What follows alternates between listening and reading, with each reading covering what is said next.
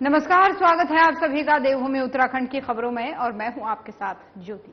चलिए शुरुआत करेंगे खबरों की, लेकिन उससे पहले नजर डालेंगे इस वक्त की हेडलाइंस पर। राज्य स्थापना दिवस पर यूसीसी लागू होना मुश्किल, सीएम पुष्कर सिंह धामी ने दिया बयान, कहा प्रावधानों को तैयार करने में लग रहा है समय। कालीमठ मंदिर पहुंचे कैबिनेट मंत्री गणेश जोशी, मां महाकाली की विशेष पूजा करके लिए आशीर्वाद, प्रदेशवासियों की सुख समृद्धि के लिए कामना की। नैनीताल में दुर्गा पूजा महोत्सव की तैयारी तेज, तैयारियों को लेकर किया गया पोस्टर का विमोचन, महोत्सव को भव्य बनाने के लिए बनाई रणनीति। ऋषिकेश में ट्रैफिक व्यवस्था को लेकर फिर एक्शन में police, taxi, tempo, e rickshaw यूनियनों के साथ की बैठक, जाम लगाने वालों पर होगी कानूनी कार्रवाई। एमपी में पुलिस कप्तान आयुष अग्रवाल के निर्देश पर कार्रवाई, 10 लीटर कच्ची शराब के साथ तस्कर गिरफ्तार, पुलिस ने आरोपी के खिलाफ दर्ज किया मुकदमा।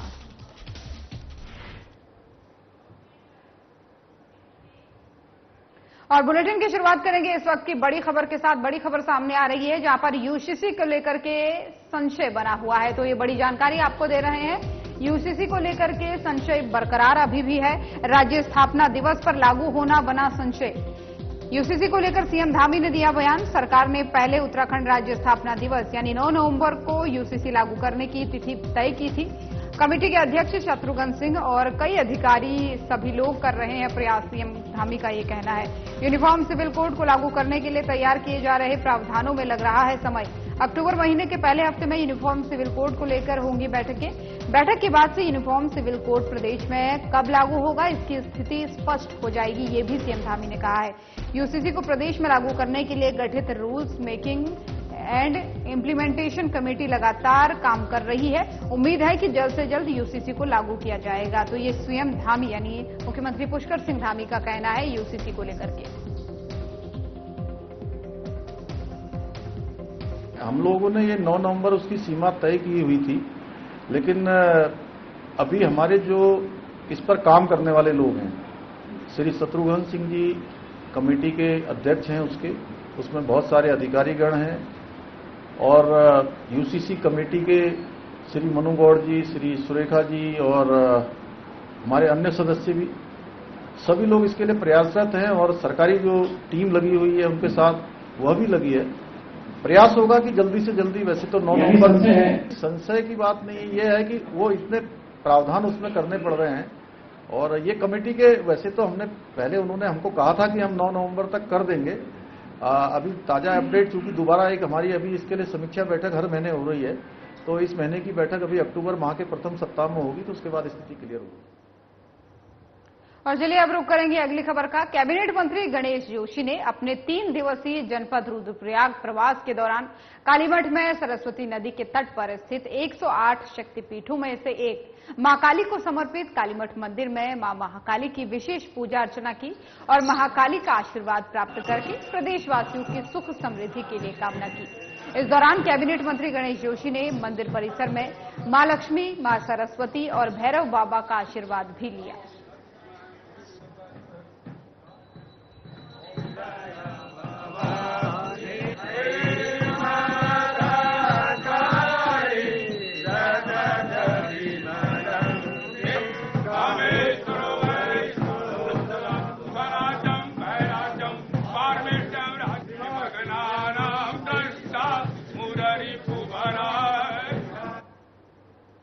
दुर्गा पूजा महोत्सव के लिए तैयारियां जोरों शोरों से की जा रही हैं। वहीं दुर्गा पूजा महोत्सव की तैयारियों को लेकर के पोस्टर का विमोचन भी किया गया है। आपको बता दें कि साथ ही समिति के सदस्यों ने अपनी अपनी बात रखी है और दुर्गा पूजा महोत्सव को भव्य बनाने के लिए रणनीति तैयार की है। आपको बता दें कि सरोवर नगरी नैनीताल में मां नैना देवी मंदिर में 68वां दुर्गा पूजा महोत्सव 8 से 12 अक्टूबर तक आयोजित किया जाएगा। मां नैना देवी मंदिर परिसर में मां दुर्गा की मूर्ति का निर्माण कार्य शुरू कर दिया गया है। हर साल की तरह ही इस साल भी दुर्गा पूजा महोत्सव का आयोजन किया जाएगा। सेवा समिति हॉल में नगर के कई संगठनों में से जो पहुंची महिलाएं हैं उनके साथ बैठक की गई। बैठक में महिलाओं ने बताया कि कलश यात्रा, सांस्कृतिक कार्यक्रम और पूजा में सभी लोग बढ़ चढ़कर हिस्सा लेंगे। साथ ही मेला और मंदिर परिसर में स्वच्छता का विशेष ध्यान रखा जाएगा।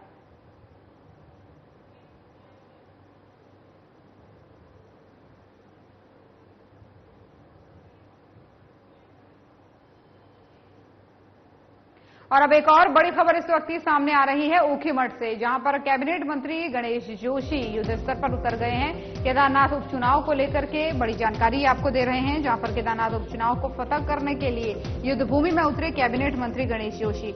ऊखीमठ में बहुउद्देशीय शिविर लगा करके जनता की समस्याओं का निदान उन्होंने किया। शिविर में अधिकारियों को जनता के द्वार जाकर जनता की समस्याओं का समाधान करने के दिए निर्देश। केंद्र और प्रदेश की योजनाओं का जनता को मिले लाभ, अधिकांश शिकायतों का मौके पर ही किया गया समाधान। अधिकारियों को दिए कड़े निर्देश, जनता को न हो किसी भी प्रकार की परेशानी, ये उन्होंने सुनिश्चित किया है। दूरस्थ क्षेत्रों में ग्रामीणों की समस्याओं के निराकरण के लिए आयोजित किए जाएंगे सरकार जनता के द्वार कार्यक्रम, यानी लोगों के लिए ये कार्यक्रम आयोजित किया जाएगा। जिन समस्याओं का शासन स्तर पर निराकरण होना है उस संबंध में सीएम से की जाएगी वार्ता। समय समय पर जनता की समस्याओं के समाधान के लिए लगाए जाएंगे बहुउद्देशीय शिविर। धामी सरकार, जनता की सरकार, जनता के द्वार के नारे को लेकर कर रही है कार्य, ये कहना है कैबिनेट मंत्री गणेश जोशी का। मुसुना गांव में एक बहुउद्देशीय शिविर लगाया गया, जिससे सभी विभागों के अधिकारी यहां पर मौजूद थे। यहाँ के जनप्रतिनिधि, यहाँ का आम जनमानस यहाँ पर था और हमने पूरी कोशिश की जिन समस्याओं का त्वरित समाधान हो सकता है मौके पर हमने किया। जहां पर अन्य विभागों की समस्याएं उनके पेपर मैंने लिए और लोगों को हमने आश्वस्त किया है कि पुष्कर सिंह धामी की सरकार जनता की सरकार, जनता के द्वार, इस नारे को लेकर काम करती है। और जब मैं अभी कार्यक्रम के बाद माताओं बहनों से बात कर रहा था, उन्होंने कहा कि पहली बार इस प्रकार का कैंप यहां पर लगा है, एक जवाबदेह सरकार यहां पर आई है। क्योंकि आज देश का प्रधानमंत्री नरेंद्र मोदी जी अगर सबसे ज्यादा सोचता है तो माताओं बहनों के बारे में सोचता है, किसान के बारे में सोचता है। उसी वर्ग के लोग यहां पर अधिक से अधिक मौजूद थे और हमको स्पष्ट किया है कि जो माननीय मुख्यमंत्री सम्मिलित मांगे हैं शीघ्र ही देहरादून जाकर सीएम साहब से बात कर उनका हम समाधान करेंगे। जो यहां पर हो सकती है, मैंने यहां के एडीएम साहब को निश्चित किया है कि आप चाहे देवी आपदा से क्षतिग्रस्त मकान के मुआवजे की बात हो, चाहे विकलांग सर्टिफिकेट बनने की बात हो, चाहे अन्य स्थानीय समस्याओं उसका निराकरण यहीं पर करें, ताकि जनता को लगे कि जिनकी सरकार उनके साथ में खड़ी है। और लगातार हमारे ऐसे कैंप क्षेत्र में हम लगा रहे हैं। कल हमने कंडार में लगाया था, वहां भी भारी संख्या में लोग मौजूद थे। कल गुप्त काशी में एक कैंप हम लगा रहे हैं और कालीमठ में हम लगा रहे हैं। और जनता की सरकार, जनता के द्वार, इस नारे को हम साकार करें। तो कैबिनेट मंत्री गणेश जोशी को सुन रहे थे आप। चलिए खबरों में आगे बढ़ते हैं। चारधाम यात्रा का दूसरा फेज और टूरिज्म सीजन का शुरू होने के बाद से ट्रैफिक व्यवस्था को लेकर के पुलिस फिर से एक्शन मोड में दिखाई दे रही है। ट्रैफिक व्यवस्था बेहतर चले, इसके लिए प्रयास पुलिस ने शुरू कर दिए हैं। और इसी कड़ी में कोतवाल राजेंद्र सिंह खोलिया और ट्रैफिक इंचार्ज अनवर खान ने आज कोतवाली में टैक्सी, टेम्पो और ऑटो ई रिक्शा यूनियन के पदाधिकारियों के साथ बैठक की है। बैठक में ट्रैफिक को सुचारू रूप से चलाने के लिए चर्चा हुई है। शहर में जाम न लगे, इसके लिए सभी यूनियन के पदाधिकारियों ने अपना सहयोग देने का भरोसा पुलिस को दिया है। पुलिस ने जाम लगने का कारण बनने वाले वाहन चालकों के खिलाफ कानूनी कार्रवाई करने की बात कही है। वहीं बैठक में सवारी उतारने और बैठाने के लिए जो है स्टैंड उपलब्ध कराने की मांग को फिर से चालकों ने दोहराया है।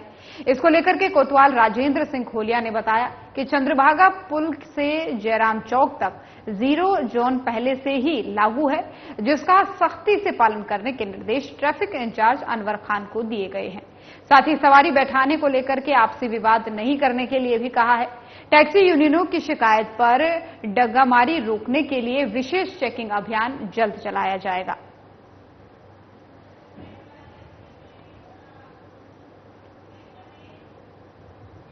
और कैंपी में पुलिस कप्तान आयुष अग्रवाल के निर्देश पर चलाए जा रहे चेकिंग अभियान के दौरान पुलिस ने कच्ची शराब के तस्कर को गिरफ्तार किया है, जिसके कब्जे से पुलिस ने 10 लीटर कच्ची शराब बरामद की है।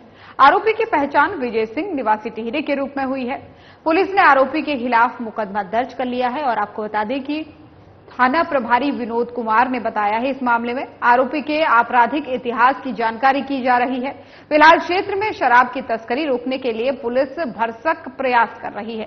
पुराने शराब तस्करों की लिस्ट भी पुलिस कप्तान आयुष अग्रवाल के निर्देश पर बनाई जा रही है, जिनकी दिनचर्या पर पुलिस अपनी नजर बनाएगी और यदि वो शराब तस्करी का धंधा कर रहे होंगे तो उनके खिलाफ कार्रवाई होगी।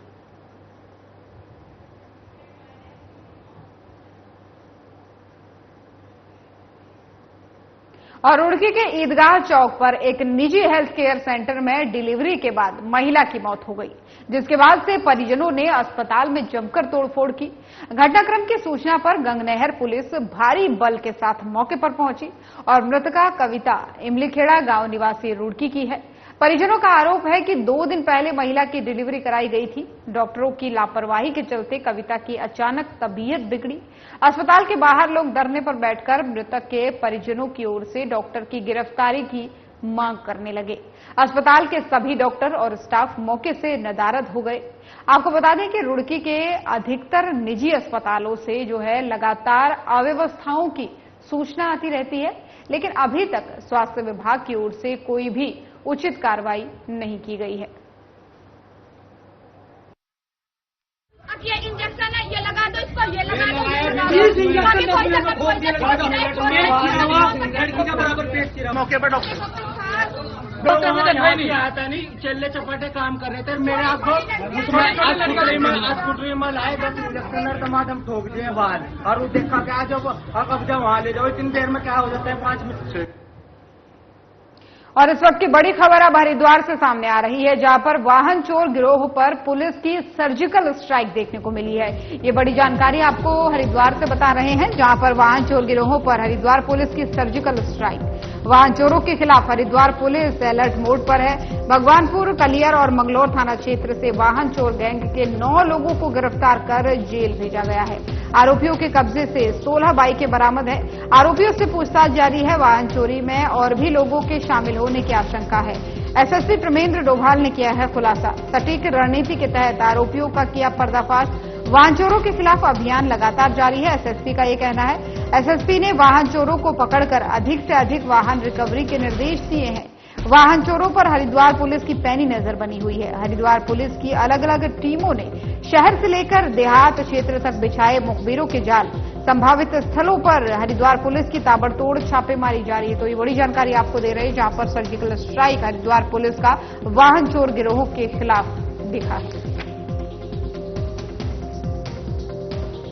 वाहन चोरी के अगेंस्ट हरिद्वार पुलिस लगातार कार्रवाई कर रही है। आज एक बड़ी कार्रवाई में 3 अलग अलग थानों में भगवानपुर, मंगलौर और पिरान कलियर में करीब 9 अभियुक्तों को पकड़ा गया है, जिससे 16 बाइकें अभी तक बरामद की जा चुकी हैं। और मुझे इसमें अभी इनसे और पूछताछ जारी है और इसमें जो भी और लोग सम्मिलित हैं या और गाड़ियां जो इनके द्वारा चोरी की गई हैं उनका भी हम जल्दी हम खोज कर लेंगे। जल्दी इसमें अन्य बाइकें भी मिलने की पूरी संभावना है। इसके साथ ही वाहन चोरी के अगेंस्ट जो हमारा अभियान है वो लगातार कर रहा है। आज तीसरे दिन हम लोगों ने वाहन चोरी पर बड़ी कार्रवाई करी है।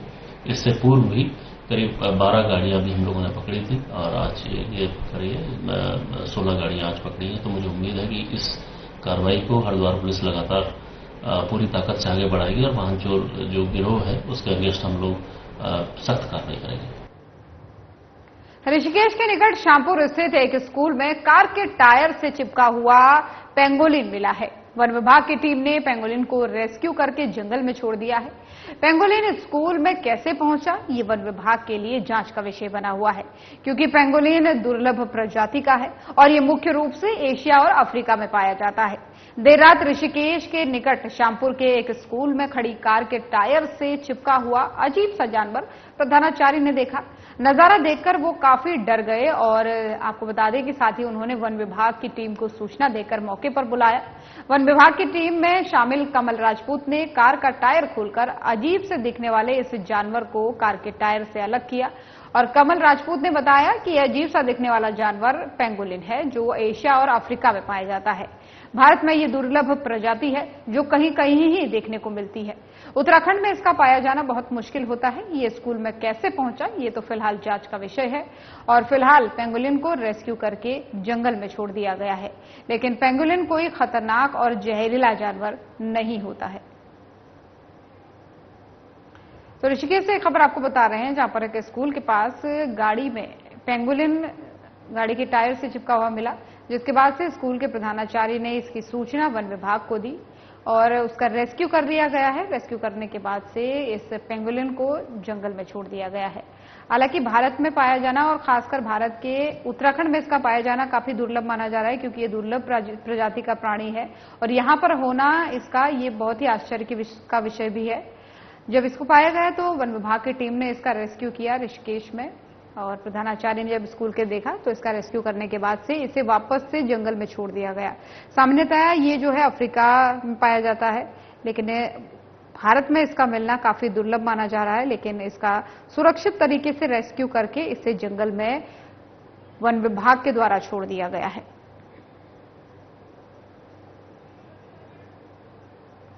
तो ऋषिकेश की तस्वीरें हैं, देखिए एक स्कूल की वैन में ये पेंगुलिन फंसा हुआ मिला टायर में, गाड़ी के टायर में। जब हालांकि यहां कैसे आया, कैसे इस टायर में छिपा, ये तो जांच का विषय है, जिसकी जांच फिलहाल टीम द्वारा की जा रही है। लेकिन ये तस्वीरें उस समय की है जब इस पेंगुलिन का रेस्क्यू किया जा रहा था, क्योंकि स्कूल के वैन में ही चिपका हुआ मिला। प्रधानाचार्य ने जब देखा बहुत ही आश्चर्य का विषय था, इसीलिए वन विभाग को इसके रेस्क्यू के लिए बुलाया गया।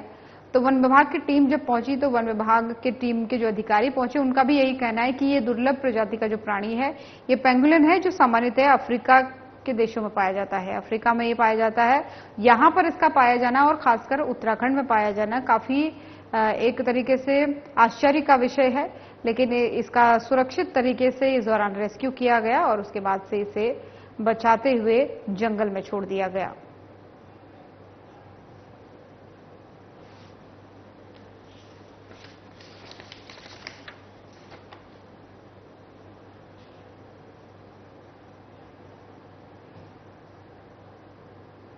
और एक बड़ी खबर है इस वक्त के सामने आ रही है, बाढ़ बारिश को लेकर ये बड़ी खबर सामने आ रही है, जहां पर आज भी प्रदेश के कई जिलों में बारिश होगी। तो ये बड़ी जानकारी आपको दे रहे हैं, जहां पर आज भी प्रदेश के कई जिलों में होगी बारिश। प्रदेश के सभी जिलों के लिए मौसम विभाग ने एक बार फिर से येलो अलर्ट जारी किया है। कई जिलों में मध्यम और कई जिलों में हो सकती है भारी बारिश। 30 सितंबर तक प्रदेश के विभिन्न जिलों में होगी बारिश। देर रात कई जिलों में हुई है बारिश। बारिश से तापमान में गिरावट दर्ज हुई है। भारी बारिश के चलते कई मार्ग हुए हैं बंद। बारिश के बीच चारधाम और गुरुद्वारा श्री हेमकुंड साहिब की यात्रा फिलहाल जारी है। खराब मौसम के बावजूद भी श्रद्धालुओं में काफी उत्साह इसका देखा जा रहा है। तो प्रदेश में एक बार फिर से मौसम विभाग ने सभी जिलों के लिए येलो अलर्ट जारी कर दिया गया है। कई जिलों पर देर रात बारिश हुई भी है, जहां पर तापमान में गिरावट दर्ज की गई है और कई जिलों के लिए आज शाम तक भी बारिश होने के आसार बताए जा रहे हैं। तो ये मौसम विभाग का अपडेट सामने आया है मौसम को लेकर, जहां मानसून का अंतिम दौर ही इसको समझिए और अभी भी जो है रुक रुक कर बारिश का होना लगातार जारी है। एक बार फिर से मौसम विभाग की ये भविष्यवाणी कि प्रदेश के सभी जिलों में, इन्हें सभी 13 जिलों में जो है बारिश होगी और येलो अलर्ट जारी किया गया है बारिश का। कई जिलों में कल रात देर बारिश हुई थी। कहा जा रहा है कि वहां पर तापमान में गिरावट भी दर्ज हुई है। मौसम पहले की अपेक्षा काफी अब ठंड हो चुकी है। जो गर्मी लगातार पड़ रही थी बीते जब बारिश बंद हुई थी धूप के दिनों में, उससे अब काफी लोगों को राहत है। कल देर रात बारिश के बाद से यहां पर इन जिलों में तापमान में गिरावट दर्ज है और चारधाम की यात्रा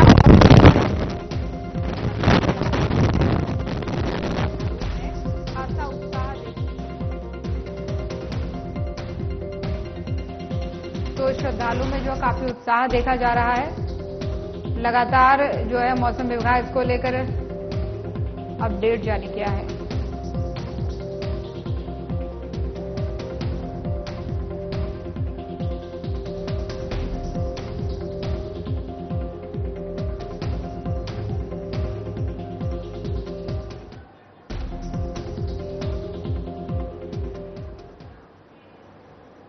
और इसी खबर पर ज्यादा जानकारी के साथ कमल शर्मा ब्यूरो चीफ उत्तराखंड से हमारे साथ फोन लाइन पर जुड़ गए हैं। कमल जी, एक बार फिर से मौसम विभाग ने अलर्ट जारी किया है, क्या सभी जिलों के लिए ये येलो अलर्ट जारी किया गया है और किन किन जिलों में देर रात बारिश हुई है? हाँ, ज्योति कहें तो लगातार जैसे जैसे अपडेट आता रहता है वैसे ही हम जानकारियां देते रहते हैं दर्शकों को। और वही हम बात करें तो इस बार आज कहें तो सभी जिलों के लिए, जो उत्तराखंड के 13 जिले हैं, सभी जिलों के लिए आज अपडेट यहाँ पर मौसम विभाग ने जारी किया है। कुल मिला के कहें तो सभी जिलों में स्थिति, और रात भर हम कहें तो हम देखिए देर शाम ही मौसम खराब हो गया था और कई जिले लगातार हम देख रहे थे आकाश से बिजली हुई और बहुत तेज बारिश मैं कह रहा हूँ कई जिलों में लगातार हुई है। और सुबह तक हम कहें देर प्रातः तक ये बारिश होती रही, जिससे कहीं ना कहीं जो मौसम है जो एकदम काफी गर्मी, बीच में जैसे धूप आती है तो भादुई गर्मी एकदम बड़ी तेज हो जाती है, तो अब कहीं ना कहीं वो राहत जरूर दिखाई दे रही है। तो कुल मिला के कहें आज पूरे 13 जिलों में येलो अलर्ट है और यही है कि 30 तारीख, आज 28 हो गई है, 2 दिन अभी और बताया गया है कि बारिश हो सकती है। तो इसको लेकर लगातार कुछ जिलों में बताया गया कि भारी बारिश है, कुछ जिलों में बताया कि कुछ कम हो सकती है, पर 13 जिलों के लिए आज अलर्ट घोषित किया गया है। तो कुल मिला के कहें कि लगातार जैसे जैसे अपडेट आती रहती है वैसे बताई जाती है, लेकिन मौसम भले ही खराब हो तो ये लगातार हो, लेकिन हम अगर ये चारधाम यात्रा की बात करें तो लगातार अभी यात्रा लगातार जारी है। और हम केदारनाथ की बात करें, अभी भी सबसे अधिक यात्री वहां पहुंच रहे हैं, लगातार यात्रा जा रहे हैं, लोगों में उत्साह बड़ा है चारधाम के प्रति, चाहे हम 5 गए हेमकुंड साहिब के लिए, पर लगातार यात्री चल रहे हैं। तो कुल मिला के अब थोड़ा ही समय रह गया, अक्टूबर की हम बात करें, अक्टूबर रह गया, नवंबर में कहें तो सभी चारों धाम के कपाट बंद हो जाएंगे। और अगर हम खासकर हम गुरुद्वारा हेमकुंड साहिब की बात करें तो 10 अक्टूबर को वहां पर कपाट बंद होने जा रहे हैं। वहां कपाट पहले बंद हो जाते हैं, लेकिन चारों धाम की यात्रा वो लगातार चलेगी और वो नवंबर दिवाली के आसपास वहां पर सभी कपाट बंद हो जाते हैं। कुल मिला के कहें कहीं ना कहीं मौसम जरूर चेंज हुआ है, परिवर्तन हुआ है, क्योंकि जिस हिसाब से बारिश हो रही है तो इससे अब यही है कि थोड़ा सा कहीं ना कहीं हल्का फुल्का लोगों को बॉडी में अगर कहीं ना कहीं हल्का बुखार की उसकी बात तो कहते हैं जो चल रही है। तो कुल मिला के कहें कि अब हम चारधाम की अगर यात्रा पे जाएंगे तो हम पूरे अपने कपड़ों को, जैकेट्स लेके, टोपा लेके सब लेके जाएंगे, क्योंकि ऊपर अब लगातार ठंड चारधाम में बढ़ती जा रही है। किसी को यात्रा में जाना है तो ज्यादा सावधानी बरतनी पड़ेगी। कमल जी बने रहेगा हमारे साथ। इस बीच दीपक नारंग संवाददाता ऋषिकेश से भी हमारे साथ जुड़ चुके हैं। दीपक, एक बार फिर से मौसम विभाग ने येलो अलर्ट जारी कर दिया है सब जिलों के लिए, ऐसे में वहां कैसा मौसम बना हुआ है? क्योंकि कल भी देर रात खबर आई थी कि अभी वहां पर भी मौसम बदला हुआ है, तो ऋषिकेश में अभी क्या चल रहा है मौसम का?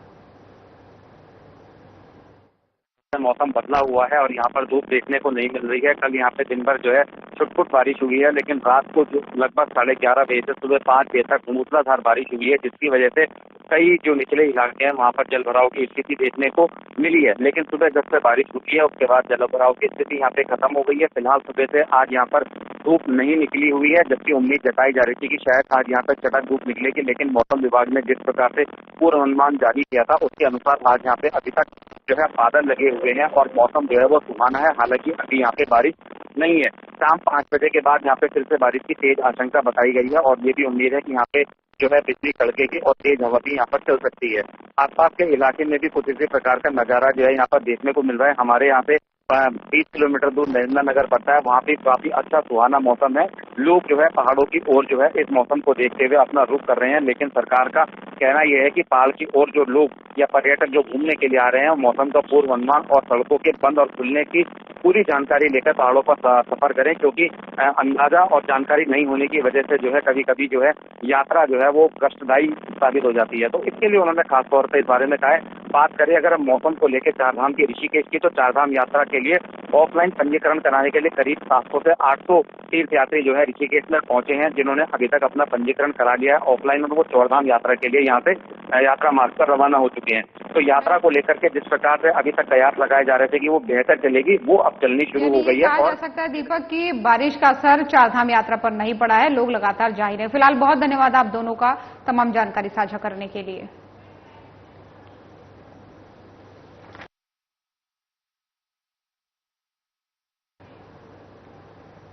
तो इस वक्त की एक और बड़ी खबर सामने आ रही है, जहां पर जंगली हाथियों का जो आतंक है वो लगातार जारी है। ये बड़ी जानकारी आपको दे रहे हैं हरिद्वार से, जहां पर जंगली हाथियों का आतंक लगातार जारी है। हरिद्वार के जगजीतपुर में सड़कों पर मॉर्निंग वॉक करते दिखे गजराज।